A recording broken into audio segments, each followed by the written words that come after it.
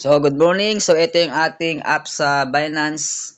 So, ang gagawin natin para mag-withdraw dito sa SCF papuntang Binance. Okay, ito yung ating SCF apps. Tapos, ito yung ating Binance app. So, dito sa Binance, punta kayo dito sa wallet, sa baba. Then, click nyo yung deposit. Then, crypto. Then, select dyan sa his USDT. Yan. Pwede nyo i-search dyan, USDT. Yan. Then, piliin nyo yung choose network is BNB Smart Chain BEP20. Yan. Then, copy nyo yung address, wallet address. Then, punta kayo dito sa may SCF. So, kailangan meron kayong BNB na fee. Okay? Kasi merong transfer fee yan. So, dapat meron kayong BNB. Meron tayong $0.64. Then, meron tayong USDT BEP20. So, i-withdraw natin yan papuntang Binance. So, pwede rin sa ibang wallet. Pwedeng Bitkeep o Trust Wallet, pwede nyo ilipat doon. Pero ang gamit niya is USDT BEP20. So, click natin itong USDT BEP20. Mayroon tayong $170. Then, click transfer. Then, yung address dito, paste natin. Ayan. Then, yung amount, so, lagay natin 170. Okay?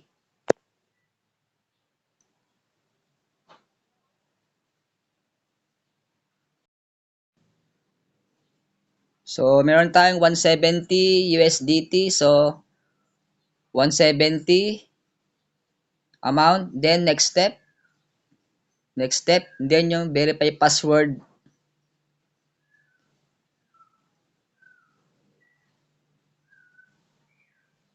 Yun. Transaction broadcasting. So, papunta na yan sa Binance natin. So, wait natin mga ilang 1 minute to 2 minutes.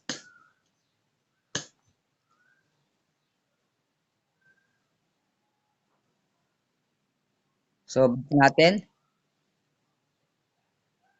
Kaya, you have transferred 170. Okay. So, processing na yan. Dito sa USDT, makikita mo dyan, papasok sa USDT natin. Okay. Dito sa spot. Dito history. Ayan na, confirmation na siya. Confirming. Ayan. 15 network, 170. So, instant po ang mag-transfer ng USDT. So, wallet to wallet lang yan kasi decentralized yan.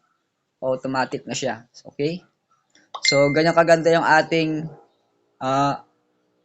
apps ng SCF. So, nasa Web3, decentralized na po yan. Okay? So, yung ating ecosystem, so almost complete na yung 8. Okay? Pag na-complete na yung 8 ecosystem natin, so ang next goal na ng SCF is yung Nasdaq. So, ang target niyan with 2024 to 2025. So, pag na-hit niya yung requirement ng Nasdaq na abot ng $10 billion, yung kasing requirements para mapasama sa Nasdaq. So, yung ating market cap, sumabot na yan ng 2.3 billion. Punta tayo sa apps, ito sa browser. Ayan. So, ito yung kanyang market cap. Umabot na siya ngayon ng $2.4 billion. Ayan, okay? So, kailangan ma-hit niya yung requirement ng Nasdaq na $10 billion para mapasama tayo. So, ang Nasdaq, yan yung pinakamalaking stock exchange sa buong mundo. Okay? So, kung meron kang katanungan, so dyan sa description below, mag-comments ka lang. Okay? So, tulong-tulong tayo mag-GM bago mag-December. Okay? This is Coach John. God bless day. Thank you for watching. Bye-bye.